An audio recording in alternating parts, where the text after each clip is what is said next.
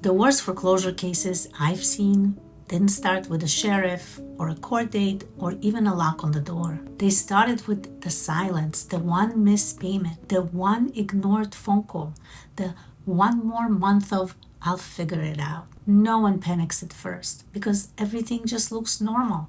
You still live there, no one's knocking on your door, and the portal might even let you log in. But behind the scenes, the fees have already started.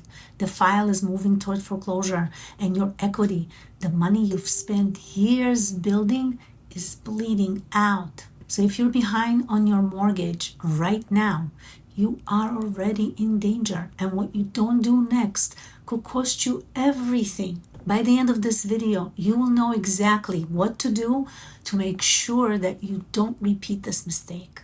Let's fix this right now. Here's what you need to do. Call your lender and request a reinstatement letter. Don't ask them vague questions like, "How much do I owe?" Ask for the exact total needed to bring your loan current in writing, even if you can't bring it current at this time. Stop avoiding communications. Pick up the phone, open the mail. They're building a file with or without your help. You're better off showing that you're engaged, not MIA, and get your options on the table, whether that's a repayment plan, whether it's a sale or something else. But the longer you wait, the fewer tools you will have to work with. And if you have equity right now, then protect it. Don't give it to the lender just because you didn't make a decision fast enough. Let's be clear. If you missed a mortgage payment, this isn't just about falling behind and everything that will spiral out of this. You're already losing money and you don't even know it. Every day that you stay in this situation, your home's equity drops. Because the second your loan is considered delinquent, your lender starts stacking up fees. Late fees, penalties are usually around 5% of your monthly payment. The daily interest on the unpaid balance, the admin fees for collections, the loss mitigation, and processing fees, just to name a few here.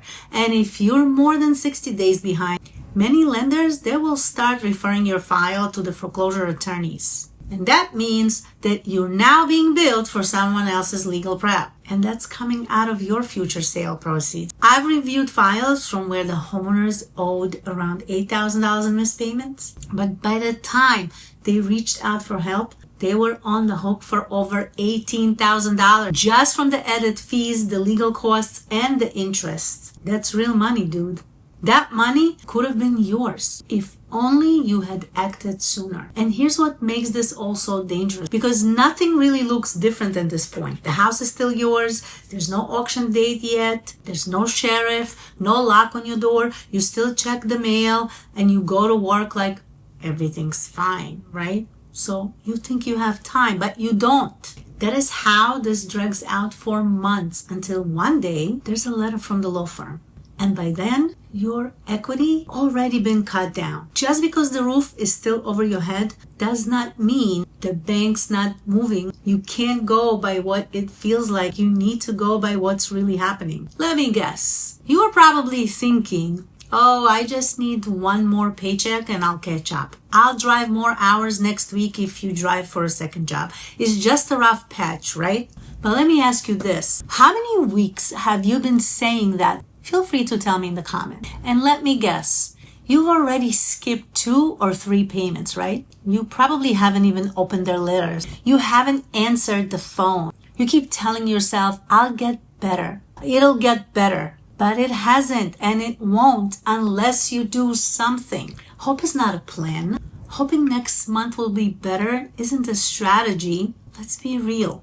It's a delay tactic. Meanwhile, your lender is documenting your missed payments, your balance is growing. Oh, and your options? They're shrinking. I've personally worked with homeowners who had 6 figures in equity, $120,000, $150,000, and ended up walking away with nothing. You might ask why? It's always the same reason, because they waited. They didn't sell when they could. They didn't apply for a plan when it was still on the table. They just hoped. And the bank took their house plus their equity and they did it legally. While you are waiting and hesitating and ignoring and hoping, here's what's really happening. Your loan has already been marked delinquent. And if you want to know if your lender has already started the foreclosure process, I'll give you something to look for.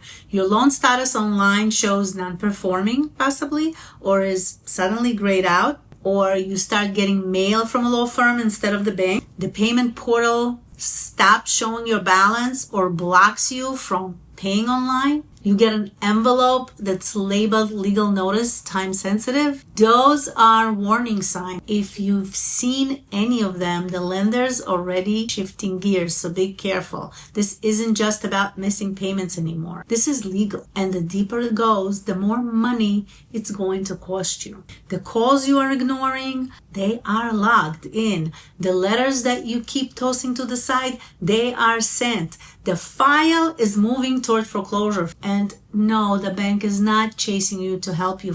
They're preparing their documentation. In states like New York and New Jersey, once they file the list pendants, the legal notice that starts the foreclosure, that legal fee clock starts ticking right away. You won't see the charges yet, but they're building up.